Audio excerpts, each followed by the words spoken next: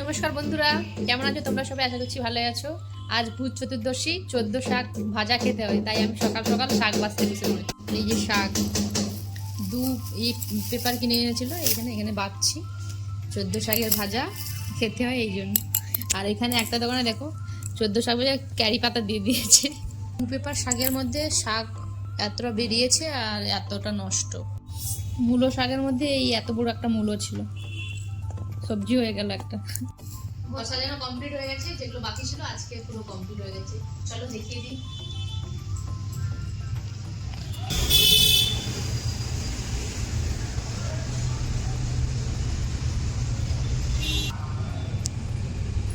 বাইরের গেটে এভাবে সাজানো হয়েছে, কেমন লাগছে অবশ্যই কমেন্ট করে জানাবেন। আমরা এখন বেরিয়ে পড়েছি রাজমন্দির যাওয়ার জন্য, কিছু কেনাকাটা আছে। এই রাজমন্দিরটা নতুন খুলেছে, আমরা এটাতে যাচ্ছি।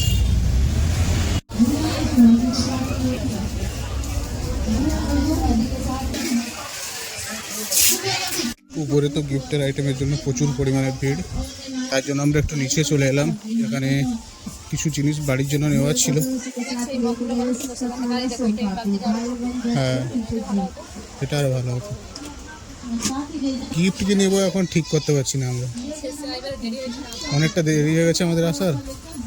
সব ঘাঁটাঘাঁটি হয়ে গেছে এখানে, আর কোনটার কি রেট বুঝতে পারছি না এখনো পর্যন্ত। সব রাজমন্দিরের স্টাফদেরকে জিজ্ঞাসা করে করে নিতে হচ্ছে। এখন ঠিক করে উঠতে পারিনি কোনটা নেব।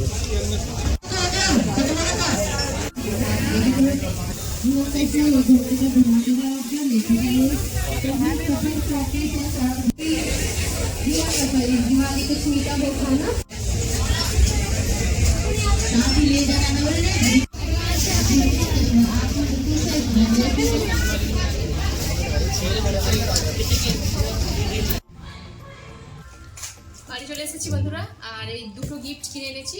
আমাদের বাড়িতে যে কাজ করতেছে মেয়েটা, তাকে একটা দেবো, আর একটা ম্যাডামের জন্য আছে। আর এখানে এই তেল কিনেছি, কালকে তেলটা দরকার। তেল আছে কিন্তু যদি না খুলোয় এই জন্য। আর একটা দেশলাই বক্স, আর এখানে কিছু রং বাতি, আর কি এই বিড়ি বোম।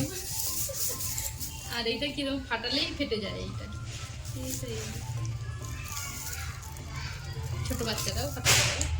দিল্লিতে এগুলোই বিক্রি হয়, বড় বোম বিক্রি হয়, সে পাওয়া যায় জানানি। আর বাড়িতে এসে 14টা প্রদীপ জ্বালিয়ে দিয়েছি। এখানে বাড়ির সদর দরজার বাইরে একটা জ্বালিয়ে দিয়েছি, দরজা আমাদের রুমের বাইরের দরজায়, ওই রুমে, বাথরুমের ওখানে, ঠাকুর ঘরে, ব্যালকনিতে।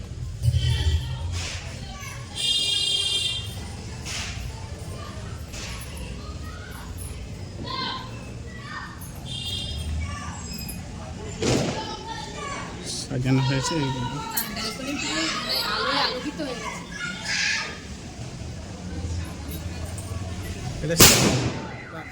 এই তো কোথায় পাওয়া যায়, কোথা থেকে কিনে আনছে এরা সব।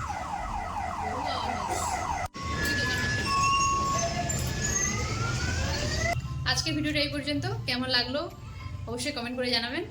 আবার দেখা হচ্ছে কালকে।